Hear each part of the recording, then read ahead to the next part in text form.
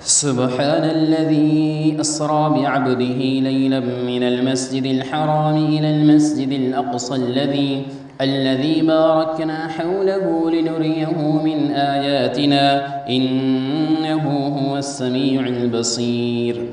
وآتينا موسى الكتاب وجعلناه هدى لبني إسرائيل ألا تتخذوا من دوني وكيلا ذرية من حملنا مع نوح إنه كان عبدا شكورا.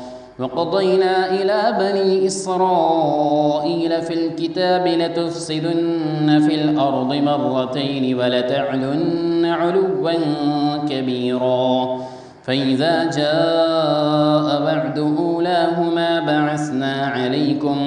بعثنا عليكم عبادا لنا أولي بأس شديد فجاسوا خلال الديار وكان وعدا مفعولا.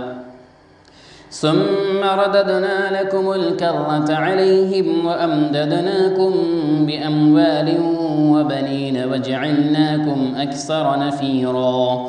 إن أحسنتم لأنفسكم وإن أسأتم فلها فإذا جاء وعد الآخرة ليسوءوا وجوهكم